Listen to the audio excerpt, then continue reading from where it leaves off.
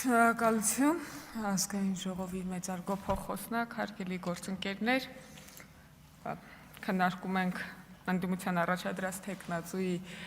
ընտրության հարցը եւ մի քանի հետաքրքիր բան կա, որ առանձնացրել եմ այս օրերի երեկվա ու այսօրվա թեմաներից, որոնց ուզում եմ անդրադառնալ ինձ հետաքրքիր է թվացել։ Պարոն Վարդևանյան, ես ձեզնից մի քիչ նեղացած եմ, մի քիչ չէ, մի քիչ շատ, բայց կպատմեմ թե ինչու։ Դուք երեք այստեղ ձեր հիմնական ելույթի ժամանակ խոսում եք կալանքը որպես խափանման միջոց քննարկելու, չքննարկելու մասին։ Ես իմ հիշելով Արսեն Թորոսյանից հետո երկրորդ պատգամավորն եմ, որ ինտենսիվորեն այս թեմայով խոսել եմ։ Երբ որ տիկին դատախազը այստեղ նստած էր, ես նույնիսկ հիշում եմ ինչ նախադասություն եմ ասել իր աչքերին նայելով, ասել եմ չի կարող այնպես պատահել, որ բանտերում ավելի շատ անմեղության կանխավարկածով պաշտպանված մարդիկ լինեն, քան մեղադրական դատավճիռ ունեցող մարդիկ։ Ես սա ասել եմ տիկին դատախազի, հետո կարձականքեք, հիմա ոնց որ վերջում եզրափակիչ ելույթ ունեք, աչքերի մեջ նայելով այն ժամանակ, երբ որ դուք քաղաքական անհաջող փորձից հետո դեպրեսիայի մեջ մանդատը դրել գնացել եք, ձեր մնացած գործընկերներն էլ բոյկոտում էին։ Դրա արդյունքը եղել է, որ հաջորդ տարի դատախազը եկել է, ասել է, ես ունեմ լավ նորություն, բացառիկ դեպք է տեղի ունեցել։ Մեր դատավճռով պատիժը կրողները ավելի շատ են, քան կալանք կրողները։ Ես ուզում եմ ասել, որ մենք այդ հարցը ինտենսիվորեն բարձրացրել ենք եւ շատ լավ կլիներ, որ դուք այստեղ լինեիք։ Դուք բարձրացնեիք, բայց մենք ենք։ Ես կուզեի դուք այդ մեղադրանքը հնչեցեիք, ես պաշտպանվեի, բայց որ մարդ չկար, մենք էինք ստիպված այդ հարցը բարձրացնում։ Արտաքին հետախուզության զեկույցին հղում տալով չեմ հիշում, որ գործընկերը ասում էր, որ Հայաստանի պետությունը ոչ մի բան չի արել 300,000 ադրբեջանցիների խոսույթի դեմ եւ ասում էր, որ արտաքին հետախուզության զեկույցում դա գրված է։ Տեղը կասեմ, որ սա պետական մարմին է, բայց մի կողմ թողնենք արտաքին հետախուզության մեր ստեղծած պետական մարմնի մասին այս խոսակցություն եւ անդրադառնանք նրան, որ այդ նույն պետական մարմինը, այդ նույն ղեկավարով, այդ նույն կազմով դրանից մեկ ամիս անց զեկույց է հրապարակել այն մասին, որ օտար երկրներ պատրաստում են միջամտել Հայաստանի ընտրություններին, որ ձեր կուսակցությունը ըստ երևույթին համագործակցելով օտար պետությունների հետախուզական ծառայությունների հետ այնտեղ աշխատող տնտեսական գործիչների վրա ճնշում է գործադրում, որ կան Հայաստանի ընտրություններին քվեարկեն ձեր կողմ։ Այդ զեկույցը դրանից մի ամիս հետո է հրապարակվել, այնպես որ երբ որ մի հաջորդ անգամ մի ձեռքում այս ադրբեջանցիների հետ կապված զեկույցը կթափահարեք, մյուս ձեռքում թափահարեք այն զեկույցը, թե ոնց եք օտար հետախուզական ծառայություններին հրավիրել մասնակցելու Հայաստանի ներքաղաքական պրոցեսներին։ Ձեր հարցը պատասխանի վերջին դրվագում խոսեցիք պարոն Քոչարյանի հետ շատ հետաքրքիր զրույց ստացվեց, ասում եմ միջազգային կառույցները զեկույցներում կողմնապահություն են անում, մոտավորապես նես տպավորություն ստեղծվեց, որ մենք ենք ասում միջազգային կառույցներին ինչ գրեն մեր մասին, բայց պարոն Քոչարյան դրանից մի ելույթ առաջ այստեղ կանգնած պարոն Քոչարյան, դուք ասում եք, որ ձեր անունը գրված է պետ դեպի զեկույցում որպես խնդիր։ Պարոն Քոչարյան, պետք է ընդունեք, որ այդ նույն զեկույցում պետ դեպը գրել է, որ Հայաստանում քաղբանտարկյալներ չկան։ Հայաստանում քաղբանտարկյալներ չկան։ Եվ եթե այս դրվագը հիշում եք ձեր անվան հետ կապված, մյուսն էլ պետք է հիշեք, թե չէ тут помню, а тут не помню, էլի, տենց ոնց ալին շատ նման են նախորդ դրվագին։ Մի ուրիշ դրվագում պարոն Քոչարյանը ասում է, որ բա ինչ մարտի 1-ը արդարացնելով, ասում է, բա ինչ աներ պետությունը, հրավիրում էին զինվորականներին մասնակցելու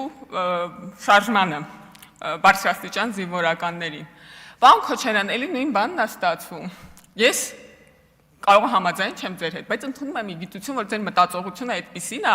որ ժողովրդական շարժմանը զինվորականներին հանրապես պետք չէր հրավիրել եւ այլն։ Բայց երբ որ Միքայել arczepiskopos Աջապահյանը զինվորականներին ձեր հորը կոչ էր անում գտնել մի լոյալ զինվորական, որը կսպանի Հայաստանի վարչապետին, դուք չէիք դատապարտում նրան։ Դուք ասում եք, սա բանա, քաղբանտարկյալ է։ Եթե էլի тут помню, а тут не помню, եկեք բան անենք, էլի նույն տրամաբանության շարունակականության մեջ լինենք։ Եվ ամենակարևոր բանը, որից խոսելու համար իրականում ուզում եմ, այս ելույթի համար գրանցվել եմ, ամենահրատապ բանը, ինձ Ինձ շատ հետաքրքիր էր այն խոսակցությունը, որ տեղի ունեցավ Տիկին Վարդանյան ձեր եւ պարոն Ռուբինյանի միջև եւ շատ հետաքրքիր է, որ հետո պարոն Սաղաթելյանը շարունակեց այդ խոսակցությունը, որտեղ իմ տպավորությունները հաստատվեց։ Տիկին Վարդանյանը այստեղ ինչ է հարցում։ Հարցում է, որ երկրներն են Հայաստանի համար սպառնալիք։ Պարոն Ռուբինյանը իջնում է եւ պատասխանում է, որ Ադրբեջանի հետ չկարգավորված հարաբերությունները, Թուրքիայի հետ չկարգավորված հարաբերությունները, Տիկին Վարդանյանը ժպիտով էր լսում սա, ինձ թվում է, եթե սխալվում եմ, ելույթ ունեք, կարող եք ուղղել, ուզում էր ասել, դու չես ասում Ադրբեջանը, դու ասում ես Ադրբեջանի հետ չկարգավորված հարաբերությունները, ասես թե պարոն Ռուբինյանը ուրիշ բան է մտածում, բայց ուրիշ բան է ասում։ Բայց խնդիրը որն է, ինձ թվում է, ինչպես պարոն Եղոյանն է սիրում ասել, հասել ենք հարցի սրտին։ Խնդիրը որն է, որ մենք իսկապես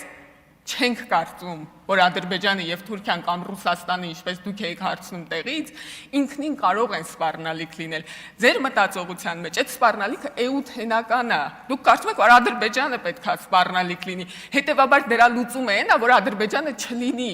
Մենք մտածում ենք, որ Ադրբեջանի հետ հարաբերությունների այսօրվա վիճակը կարող է սպառնալիք լինել եւ դա հնարավոր է փոխել։ Եվ դրա համար եք դուք հարցնում, իսկ Ռուսաստանը, որովհետև դուք ուզում եք, որ դրա արձագանքը լինի իհարկե Ռուսաստանի հետ հարաբերությունների որոշ դրվագներ, մեզ համար սպառնալիք են, ժողովուրդ ջան, նայեք, թե ոնց ինքը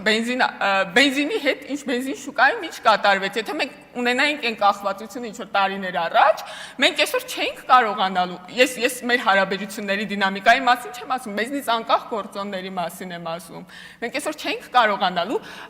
պահել մեր շուկան եւ լինում է այդպես է լինում, որ նաեւ ինչ որ այդ կախվածությունը, եթե Ուրուգվայից կախված լինեին կամ Ճապոնիայից, հա այդ կախվածություն կարող էր ինչ որ դրվագում սպառնալիք առաջացնել մեզնից անկախ գործոնների պատճառով, ոչ միայն մեզնից կախված։ Հիմա իրական չգիտեմ, մեր ապրանքները որ հասնեն սահմանին, լինելու է վառելիք, որ դրանք ցրեն շուկաներով, եթե նույնիսկ բացվի։ Հարցը այն չէ, որ մենք լարում կամ սրում ենք հարաբերությունները, հարցը այն է, որ այդքան մեծ կախվածությունը ինքնին խնդիր է եւ պետք է լուծել։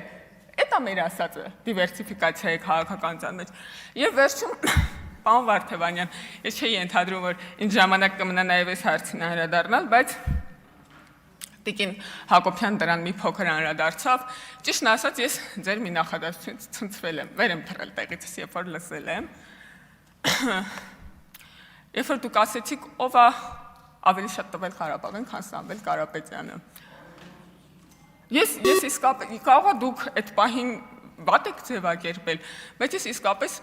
հույս ունեմ, որ այն մարդիկ, ովքեր իրենց ընտանիքների անդամներին են տվել, իրանց արյունն են տվել, իրենց ձեռքերն ու ոտքերն են տվել, դա չէ։ Հարգելի գործընկերներ, ելույթով կպատասխանեք։ Պարոն Վարդանյան, դա օքեյ, ելույթով կպատասխանեք, էլի, ես եթե տեղի չի լսվում, ձեր ասածը չի լսվում, իմ ասածն է լսվում եթերում ինչպես գիտեք, եւ ճիշտն ասած, այդ զգայունությունը չունենալը, տենց արտաբերելը, ես չգիտեմ, ձեր միջավայրում կան այդ մարդիկ, չկան այդ մարդիկ, ովքեր իսկապես իրենց կյանքն են տվել, այդ խնդրի կարգավորման համար, բայց ես զգում եմ, որ մենք լրիվ տարբեր սոցիալական խմբերից ենք կներեք, էլի, որ սենց եմ ասում, որովհետև մենք փող չունենք, իմ ընտանիքը փող չունի, որ տար Ղարաբաղին, իսկապես իմ աշխատավարձով է ապրում իմ ընտանիքը, բայց իմ հայրը ակնհայտորեն ոչ երիտասարդ տարիքի, որտեղ իմ հայրն է։ Իմ հայրը կամավորագրվել գնացել եւ մինչեւ վերջին րոպեն եղել է պատերազմի դաշտում։ Իմ եղբայրը 44 օր կռվել է պատերազմի դաշտում։ Ես ուղղակի չեմ ուզում պատկերացնել այն մարդկանց վիրավորանքը, որոնց ընտանիքի անդամները չեն վերադարձել, որտեղ ճիշտ է ծանր ապրումներով, ճիշտ է դժվարությամբ, բայց իմը վերադարձել են։ Այդ ապրումները պետք է ունեցած լինել, որ այդ զգայունությունը ունենալ մարդկանց հանդեպ հասկանում եք։ Ես հորս հետ 10 օր շարունակ կապ չեմ ունեցել, ես հորս ոչ թե հիվանդանոցներում, ես դիահերձարաններում եմ փնտրել։ Դուք ուզում եք ասեք, որ այդ տուրբոգեներատորը ավելի կարևոր է։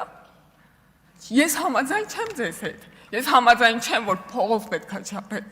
թե ով ինչ է տվել Ղարաբաղին։ Դուք դա ասում եք, որտեղ դուք այդ փորձառություն չեք ունեցել։ Եվ ես հույս ունեմ, որ դուք դա նկատի չեք ունեցել։ Ուղղակի այդ հույս ունեմ, որտեղ մարդիկ ձեզ լսում են։ Մարդիկ ձեզ լսում են։ Այն սոցիալական խմբի մարդիկ, որոնք իմ հարազատներն են, որոնց ես եմ պատկանում։